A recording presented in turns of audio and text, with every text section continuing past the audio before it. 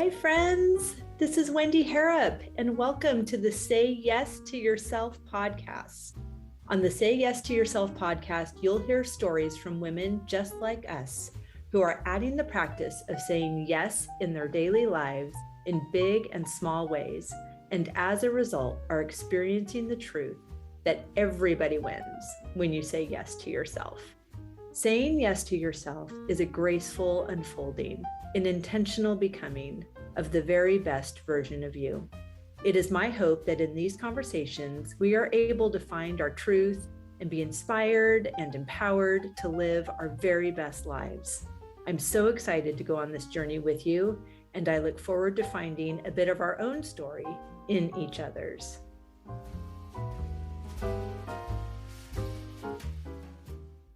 Hello, favorites. Welcome back to the podcast. I'm so happy that you're here.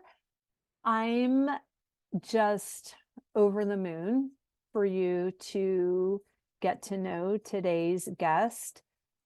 We had such a beautiful conversation. We had several minutes together before I hit record, and then again after, and I'm just reminded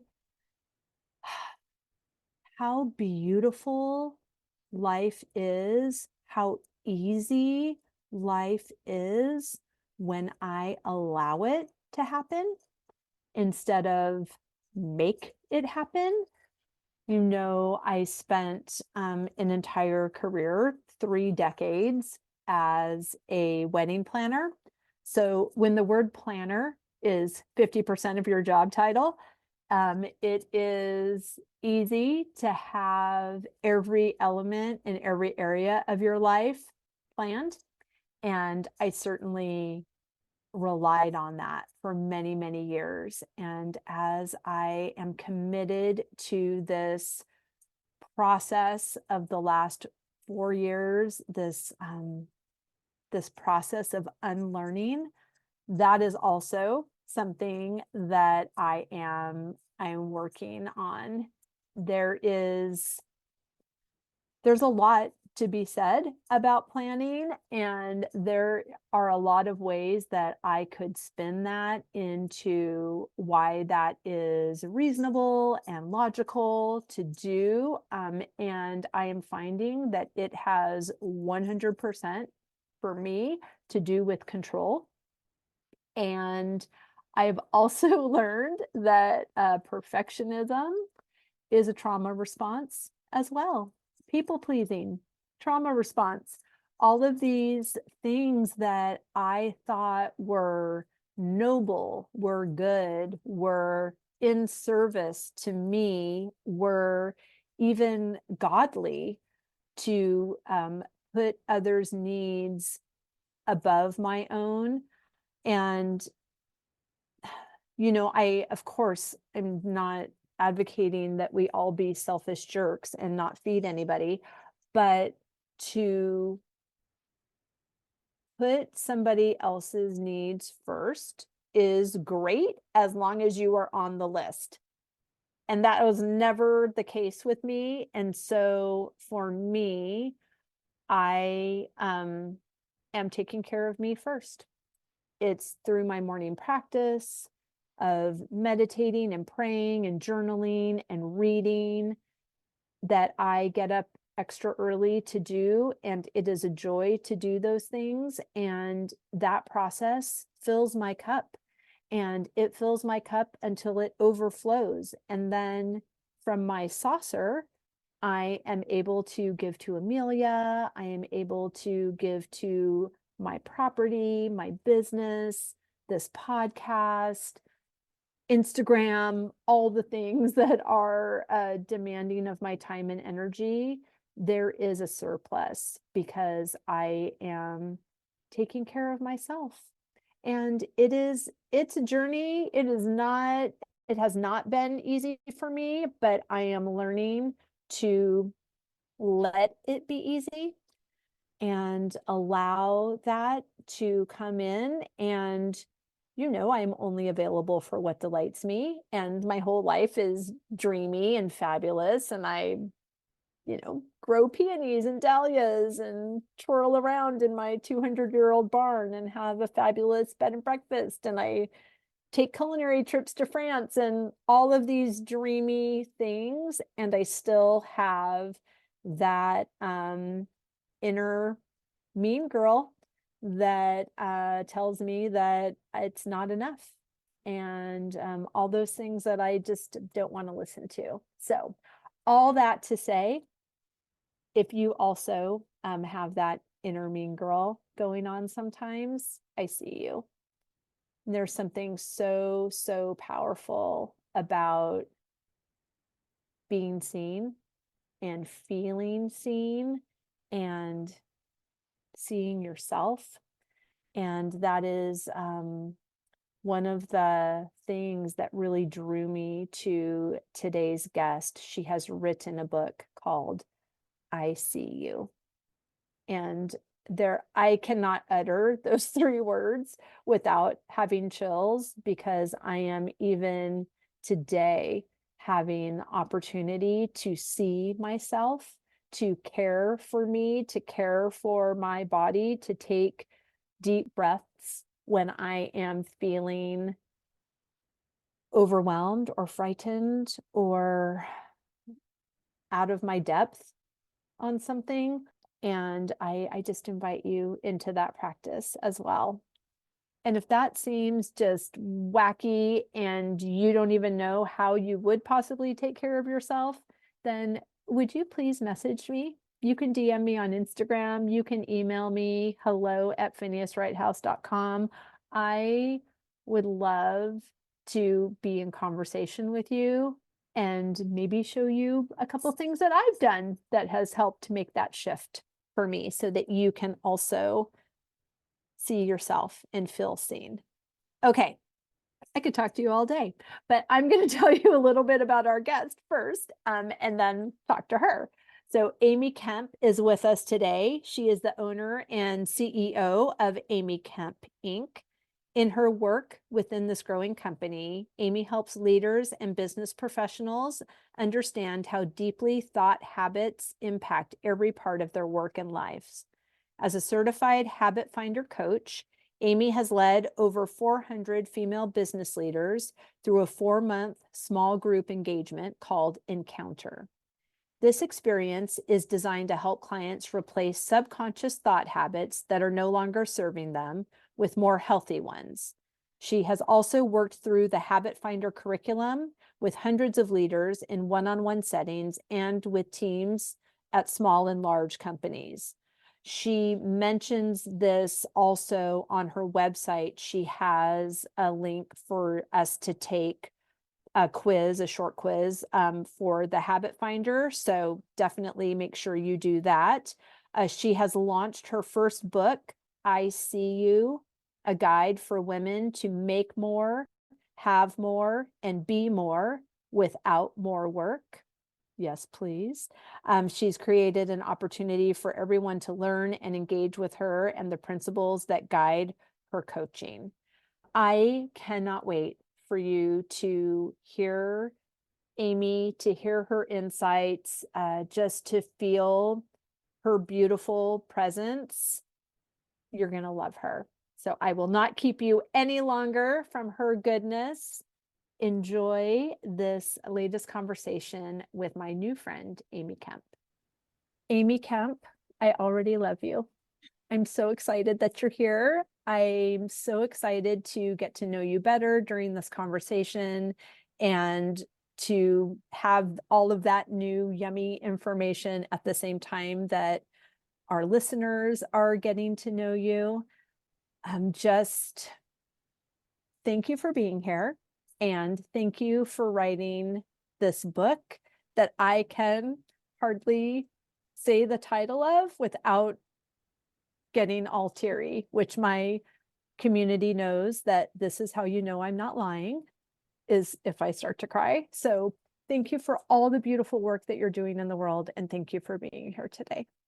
Oh, well, that means the world to me. Thank you for having me. I do It's my appreciate that. pleasure.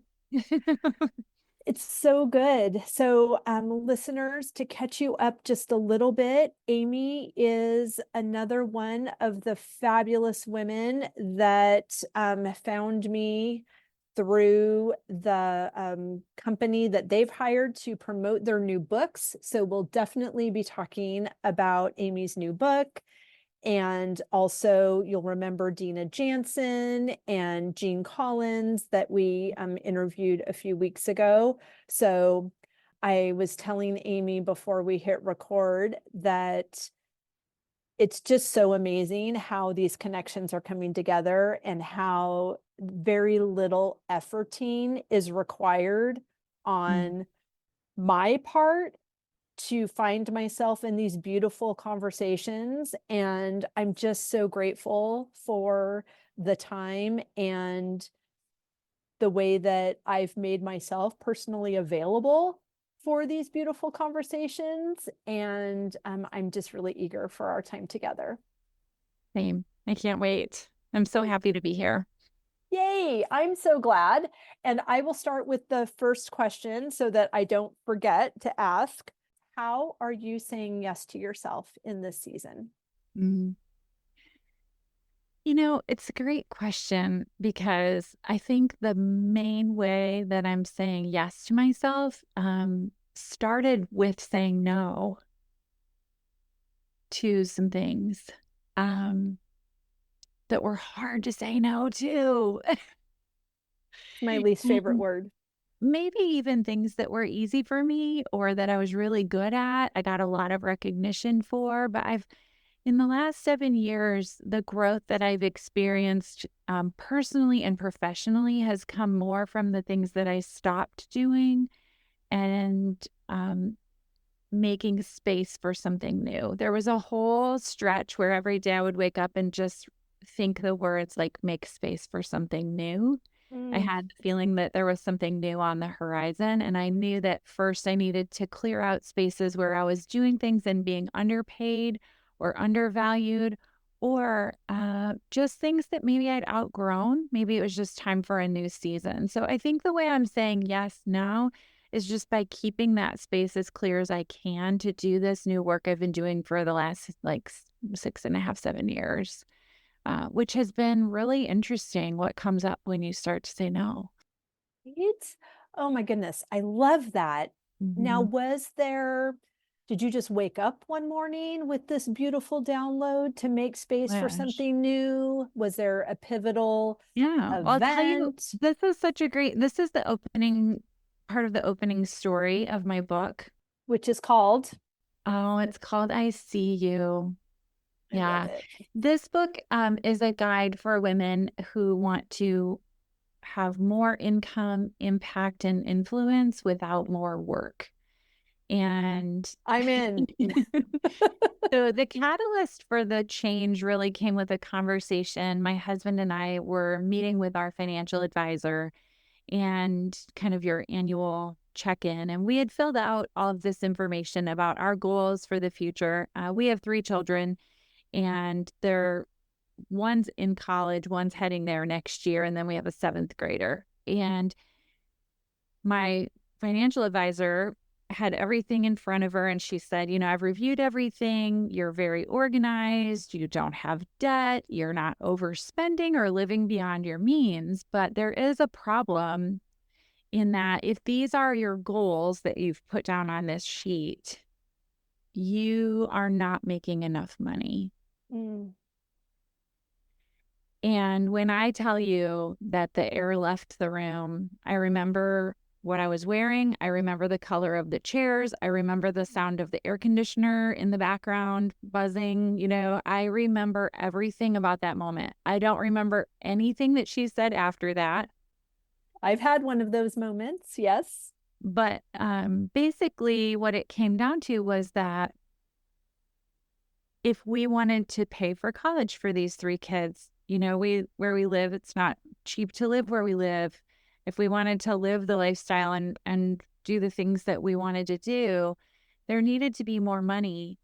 And my husband is an assistant principal and varsity basketball coach. He doesn't really have the capacity or really the opportunity to earn more outside Sure. of just getting older.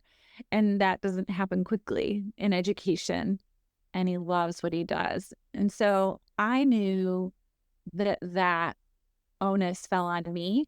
And while I've Mm, always been the breadwinner and I've always kind of carried the burden of being the provider in our family, this information I also knew came at a time where we were at our busiest. mm, Everyone was involved in travel sports. Everyone was doing all of the things at school. There was just a capacity to how much I could work, and I had already reached it. And so I sat at this precipice of, I need something more, but I don't have any more time. mm. Don't have any more energy to give that I'm willing to take away from these other things that are really precious to me. And so I just went on a journey of really, one, deciding that I would figure that out. Freedom is a decision away. Yes. And I think the other thing I had to learn in that process was just to release the how. Yeah. That's my favorite. The how is not my responsibility. Like, Right. it's such a relief. It's such a relief. And then I also had to be really responsive to the opportunities that showed up when they For showed up sure. with boldness and courage. And I had to start to say some of those no's, that I'm Right. not willing to do this anymore, when I'm making this shift in my mind. So I think that conversation really provided like a catalyst that then led to many, many steps, which led to the creation of my new company, Amy Kemp Inc., in which I've been working for these last 7 years.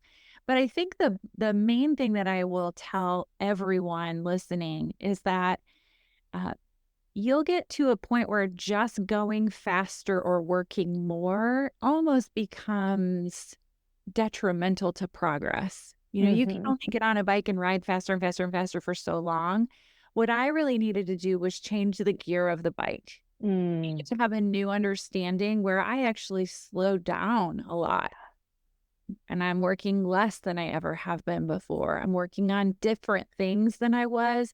And I'm also really standing in their value, standing in their monetary value, but standing in their value in the whole world as well, standing in my own value in a new way that Yes. feels really empowering. So, yeah. Oh, that is beautiful. And I'm so happy that you wrote a book about it so that more people than you're capable to work with one-on-one or in a group Mhm. setting can have this information. I'm so eager to read it. What are you finding? Because I resonate with everything that you said. I'm completely your client. Since like attracts like, I am certain that people listening are Yeah. also turning up the volume, don't want to miss. Like, what are those nuggets? What do we do? Right? How are you helping your client? And even, I don't want you to do the audible version of your book right now. I No, mean, I I would think love I would love that. that. Actually, I feel that I would love to share. There's in chapter 5, I'm just getting a feeling about right now that I'd love to share this one I particular love part. it. So I work with clients from a huge variety of faith backgrounds. I mean, if you name it, I'm working with them. And so I'm always careful about my own spiritual beliefs, my own faith practices, that I don't want them to be any kind of hindrance. Right. And yet I'm also an observer, and I will pull like similarities or things that I see from everyone.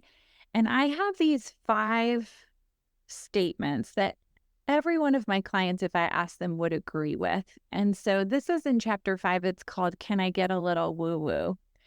And number 1 is that there is a source of unlimited abundance and energy.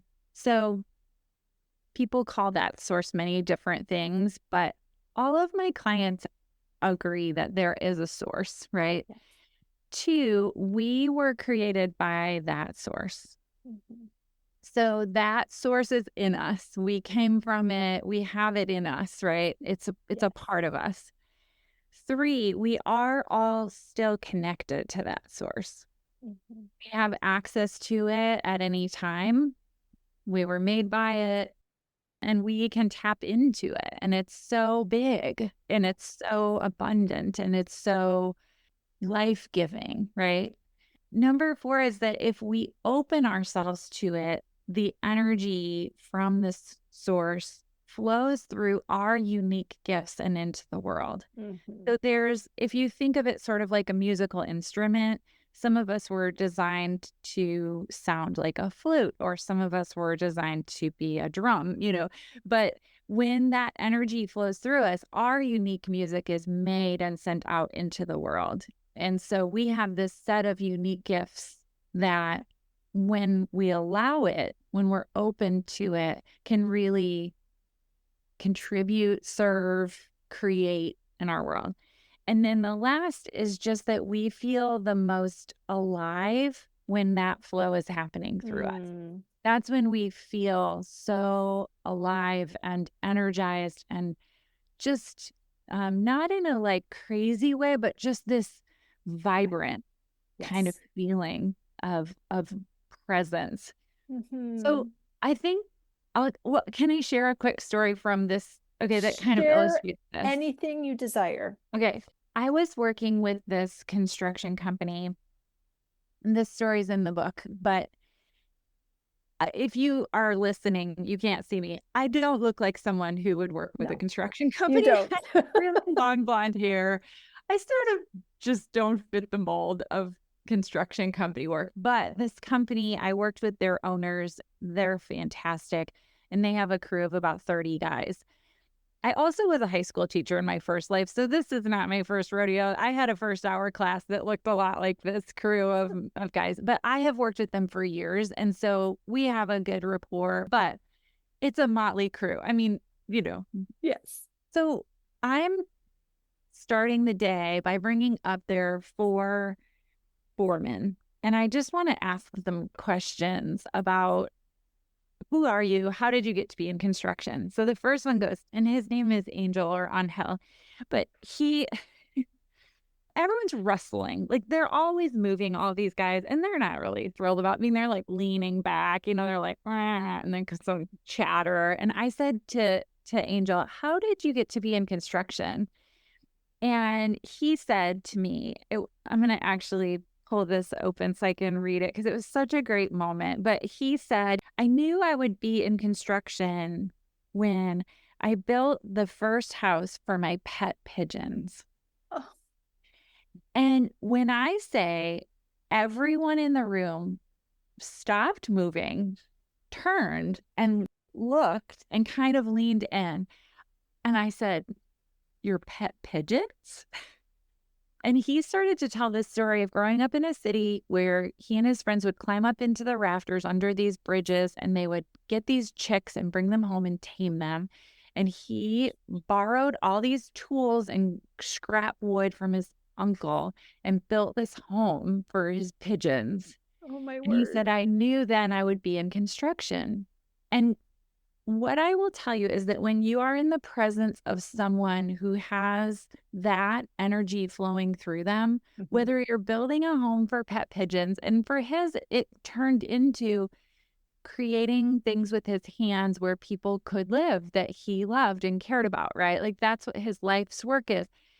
When you're in the presence of someone and you experience that woo-woo, everyone knows. Yeah. And everyone pays attention and everyone feels it. And I don't care, like I said, if it's building homes for pet pigeons or if it's creating a business plan using your strategic thinking, or if it's, giving a talk in front of 10,000 people. There are certain people where when it happens, you can see it and feel it. And we all are unified by and in awe of it. So beautiful. Oh my gosh, I love that. And I mean, I agree also with all 5 of those statements. And, I would call that source God. Sure. And we know that sometimes can be a triggering word for people, and they just use whatever word works for them. I recently was listening to, I don't know, it must have been a podcast that the woman was saying she refers to it as Gus. So God, universe, source. So that way people can, hang on to whatever feels good to them, but it also is funny to Yes. use the word Gus. Yes. I mean, every word is inadequate, right? It's true, So, right? right. Right. But everyone also agrees they know it's there. Yeah, And so in their right. core. Mm-hmm. And I love that. And I love just, I would say not every word is aligned, but you using the word adequate, that it's so true. I think that's where even the discord happens when you hear a word that doesn't resonate, because no, what Yep. the thing that's in, that I identify with is big, is love, is generating, creating goodness and abundance in abundance, Yeah. and more ideas and more desires and more impact and more people and more service, and just this constant growing. Yeah. How are you finding that? Because as I say that, even what comes up is, whew, like my conditioning. I grew up in the church, so the sentence that came into my head as I was just saying that was, you need to just be happy with what you have. You need to just be content. Why can't you be satisfied? And it's so fascinating because the more my listeners know this, but I've been on a journey for about the last 4 years of really identifying this source, this goodness. And I have never in my life felt closer to God and farther away from the church in that process. And I feel I'm so at peace with that. And it feels aligned and good. And when I am reminded of an old thought pattern, Yeah. I can, instead of thinking, woo, I'm on the slippery slope to the gates of hell with this, like talking to this person, or this is weird. But the longer that I have been in this space of discovery of what actually is the truth for me, what actually is my purpose, my impact, what I'm supposed to be doing, and finding these connections, and how my disconnect does not come with words in the Bible or characteristics that I know to be true about God, but Yep. they come from the interpretation of a person who desired power, who desired me to be compliant, who desired, Yeah. because compliance is safe for them. And so just this understanding of how different people's input, at the same time as me being a young girl, 3, 4, 5, 6, 7, 17, all of those years of translating their translation Correct. into what I made absolute truth. And so I was blissfully content not living my dream. I was super happy knowing that I have this big desire in my heart, but most likely, my reward will be in heaven and not ever realized here, but I'll still be happy and I'll still be satisfied. And as soon as that shift occurred and I realized that I had agency, that I was waiting for an outside person to give me permission to have the life that I wanted. I wasn't asking somebody to figure out what was going to make me happy. Like I knew I'm a walking vision board. Like I knew exactly what I wanted, and I was just waiting for somebody else to tell me I could have it. And with more money or more knowledge or more education or more resources than I had. And when I realized that I'm her, I'm the one that gives myself permission. Whew. Sure. But that was, I love people and I love being in community, but I actually don't require any of you guys to do what I need to do. And that shift has been unbelievable. And I feel like that is in part what draws people to this podcast, what's drawing people to the women that I speak to on the podcast, what's drawing me to the women I speak to on the podcast is just this equal parts learning and unlearning at the same time. Of course. I have been on a similar journey, so I can empathize. I see you. Yeah. I actually just interviewed this author named Terry Walling. He wrote a book called Unlikely Nomads. It's about faithful Christian people who have left the church. I would like to read that book. Yeah, highly recommend. And his belief is that the church is going through a transition right now and that a new iteration is being created. I'm hopeful. Yes. Necessary. It's time. So, but similarly, I haven't felt any disconnect from core beliefs. I've just felt disappointment at the institution, perhaps. So, yeah. I'm traveling it faithfully and quietly, but I'm traveling a similar journey, trying to find my way for me, but also for my family. It's been tricky. That part is very tricky. Yeah. Because I feel like I'm able to, and I've never said this out loud, and I'm a verbal processor. So I may start thinking one way and completely 180 it by the end of my sentences. I'm married to one of those, so I understand. Good. You're so kind. Thank you for holding space for me while I figure this one out.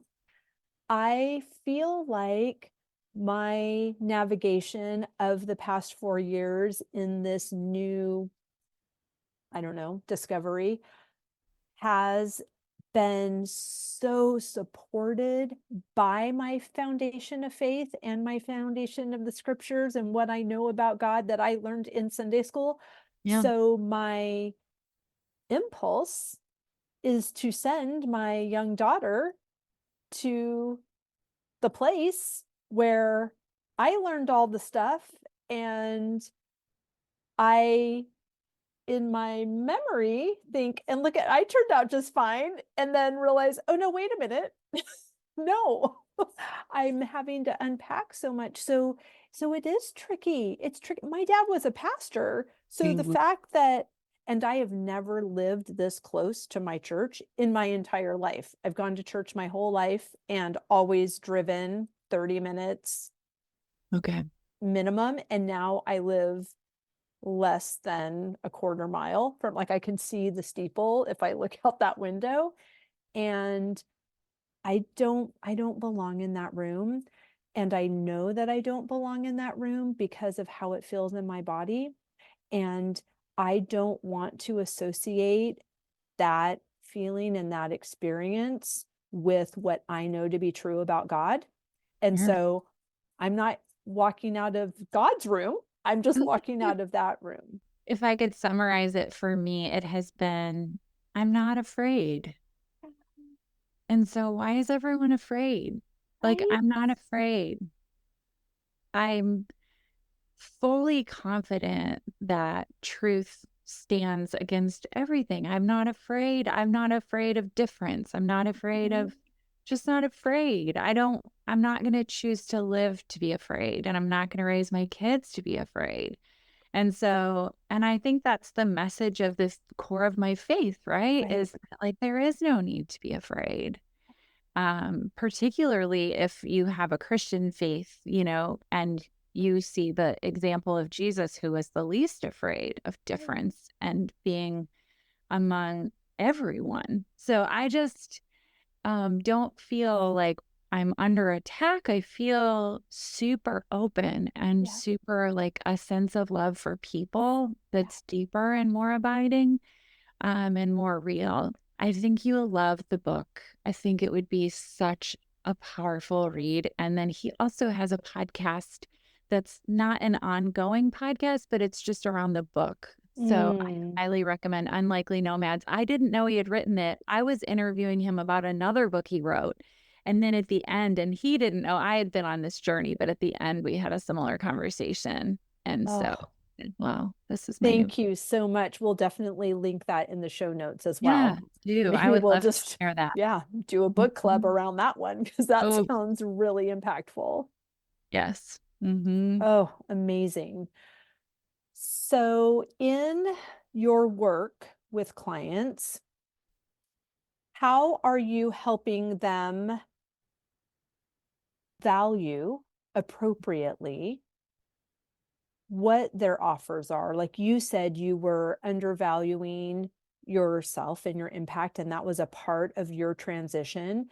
So without shifting jobs or things that you do, have you been able to shift your mindset and then also either educate your community or start speaking to a totally different person? Sure. Well, so the work that I do with clients is very specific, kind of tagging it to the last section, talking about that flow of energy through us. What blocks the flow of energy for most of my clients, because they're thinkers, they think and think and think and think and think and think and think and think and think and think, are deeply embedded subconscious habits of thinking. And we aren't aware that they're there, but they are affecting every minute of every day. Also, really clear, they are not us, they're just thoughts. But we get these grooves in our brain and they don't serve us. And so I use an assessment tool called the Habit Finder, which you actually can take for free on my website, which is just amykemp.com. It takes about 5 to 10 minutes. And what the assessment is not a personality assessment or a strengths. All of those tools are so valuable, but this is like, if you could imagine those are all in one bucket, this is like its own separate thing. And it basically is showing you where you have a risk of falling into certain habits of thinking that aren't serving you. And so risk is what it's measuring, not strengths or weaknesses. People panic, and they see it's saying you're at high risk. So let me give you an example of one that might be common. A lot of my clients also are entrepreneurial. And so whether they work for someone or not, they have entrepreneurial habits of thinking. And one of the characteristics of that is that you can imagine very vividly what it is that you want to create.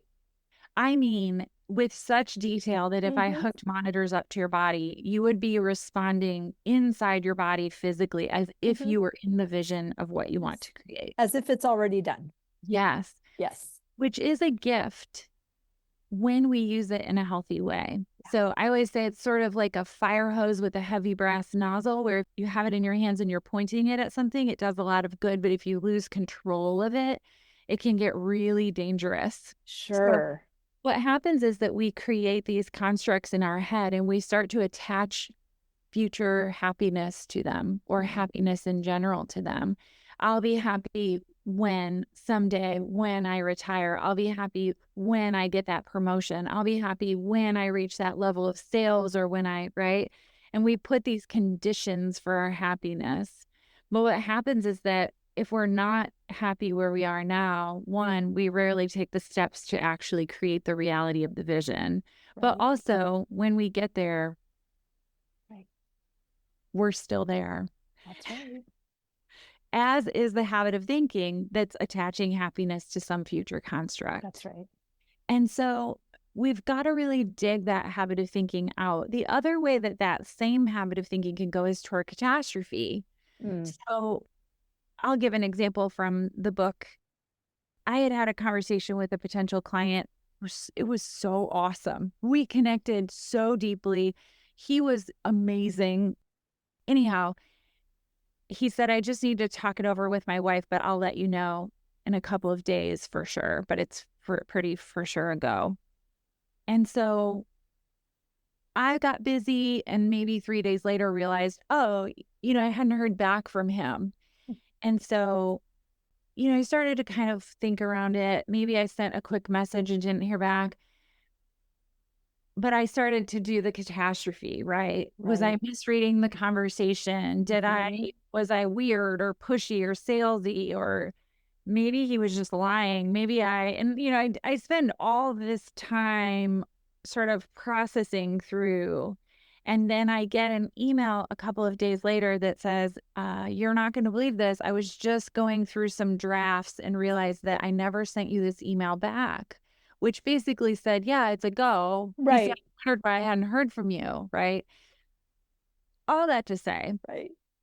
If you're going to tell yourself a story, you might as well tell yourself a good one. That's right.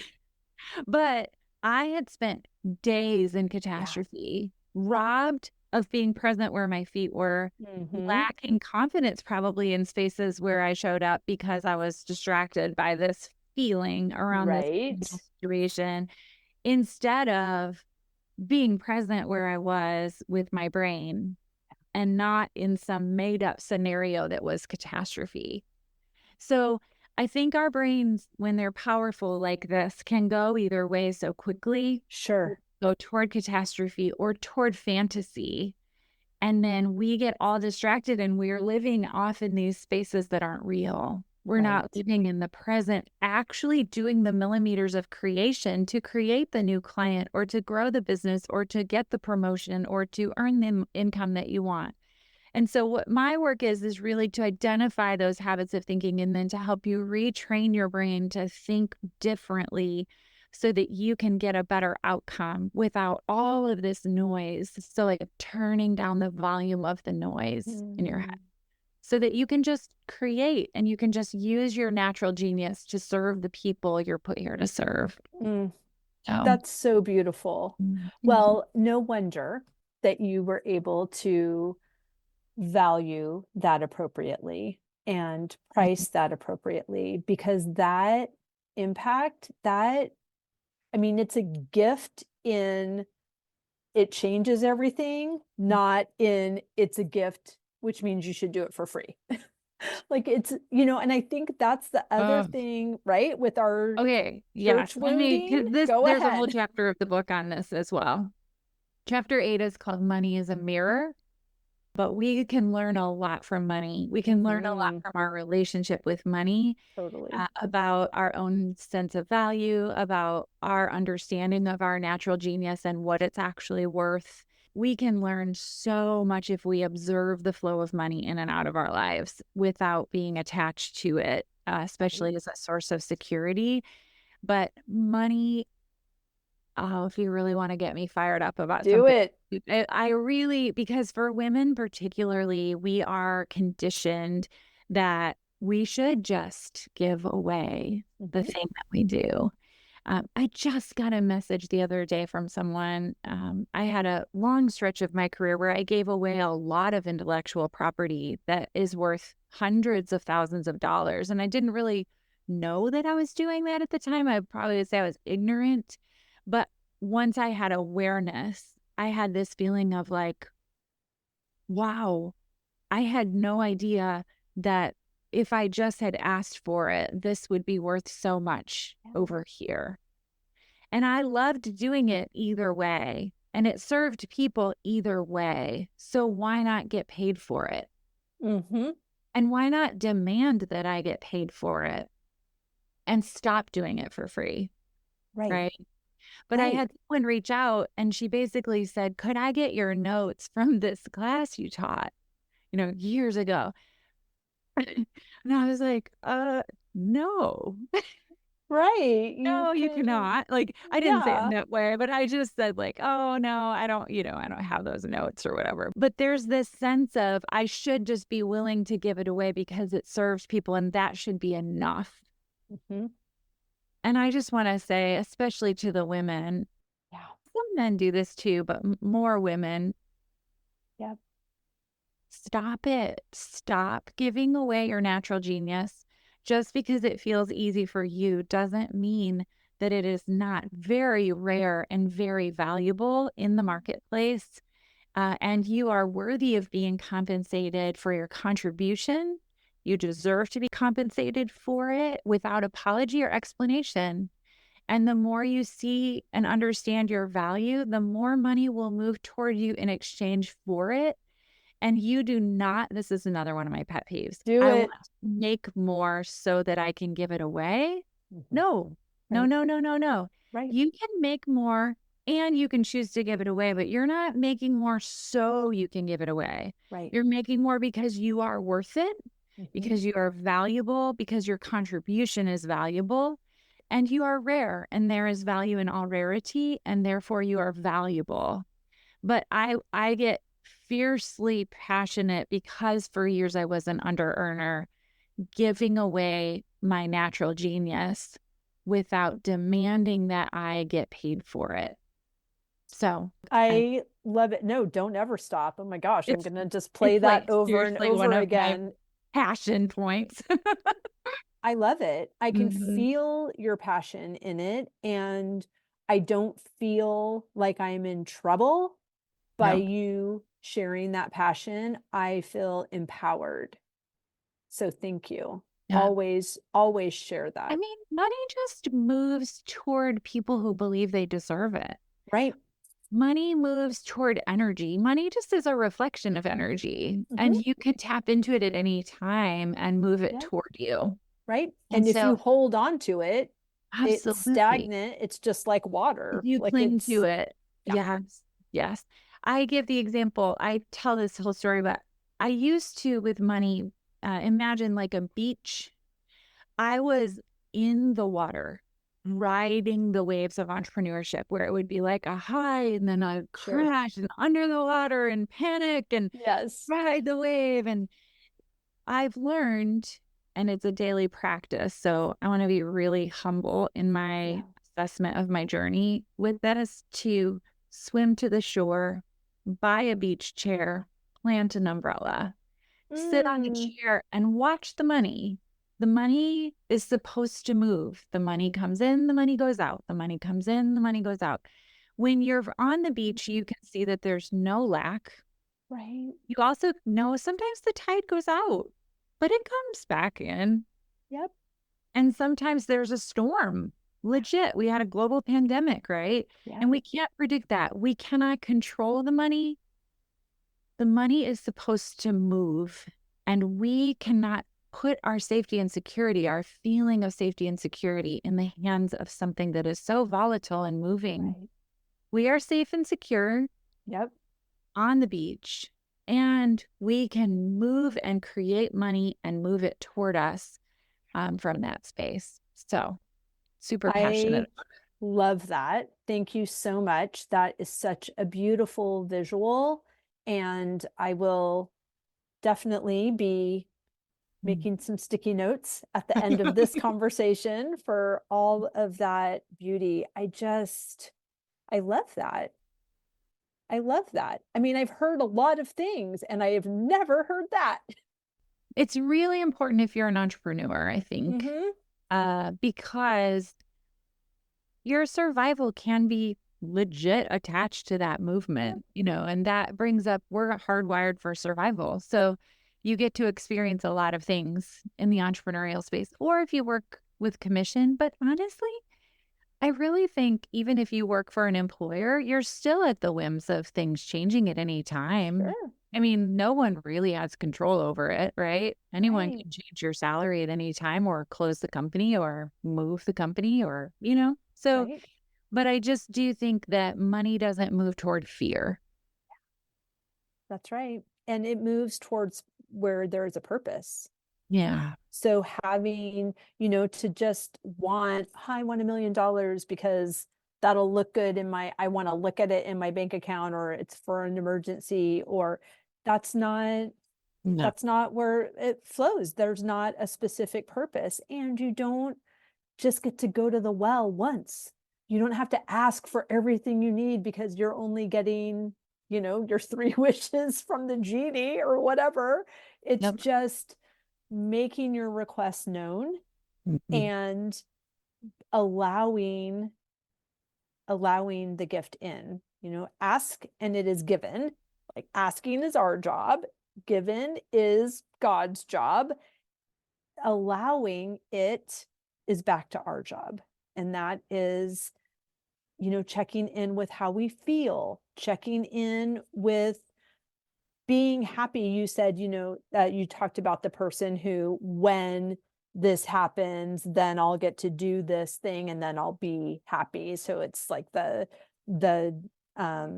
have, do, be, and switching that to be, do, have, and being that person, having, if you think, oh, the $1 million, whatever, I need way more than that. So that's why I can say whatever. um I was just in my journaling this morning, I was like, oh, that costs $1 million, that costs $1 million, that costs $1 million, and I desire all 3 of those things. So I can think of when I somehow have access to that amount of money, then I'll have these things and I'll be happy.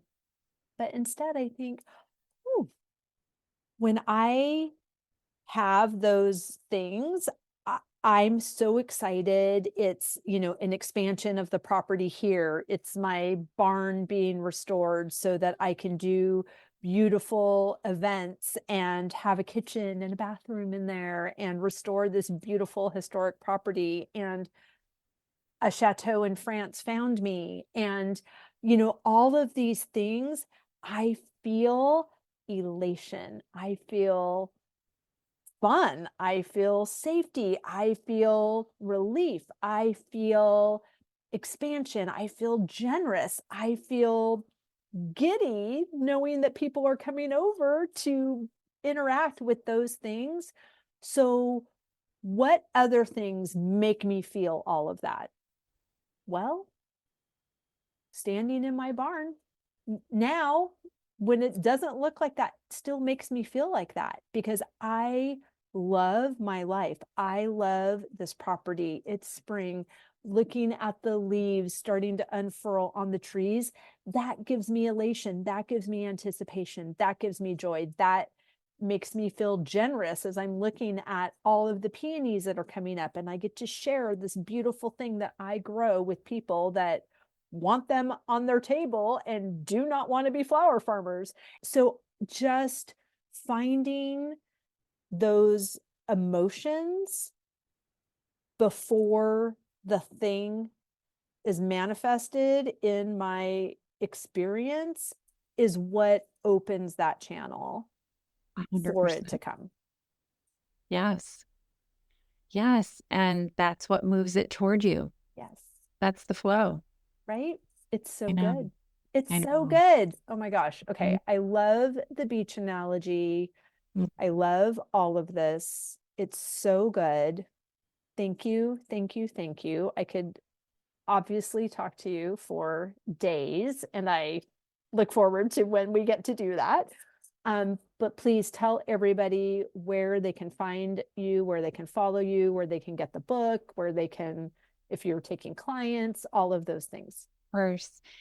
First, I'll start with amykemp.com. So AMYKEMP.com, which has all of the things that we do with Amy Kemp Inc. there, including my book, which you also can get on Amazon, all of the major book retailers, and Audible. So I did record the book. A lot of my ideal readers are listeners, so I honor that. I love that.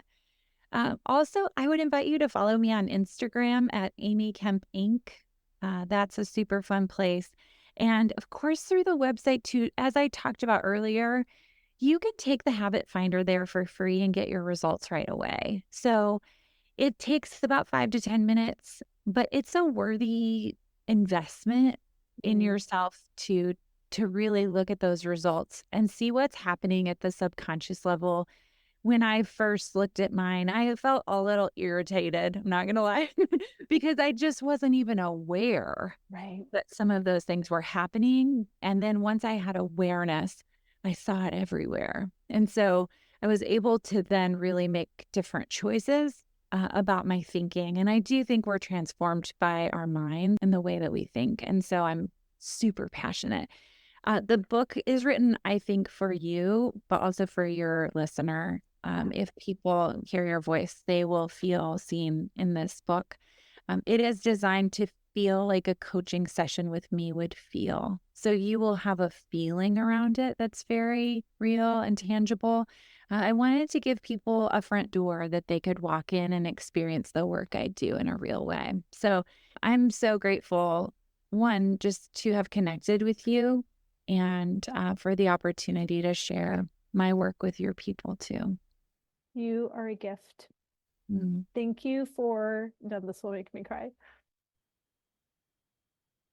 Your ability to see other people is because you see yourself. Mm. And that's such a gift. It's such a gift for you personally. And it shows in everything that you do. So thank you for that. Thank you so much.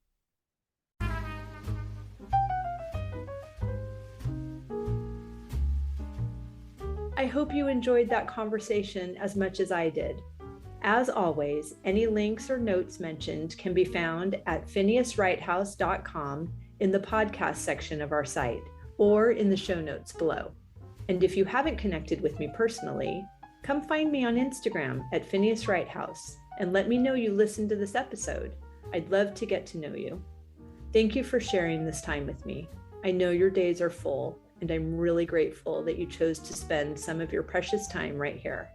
Be sure to subscribe to the podcast so you don't miss any of these delightful conversations. I'll see you next week.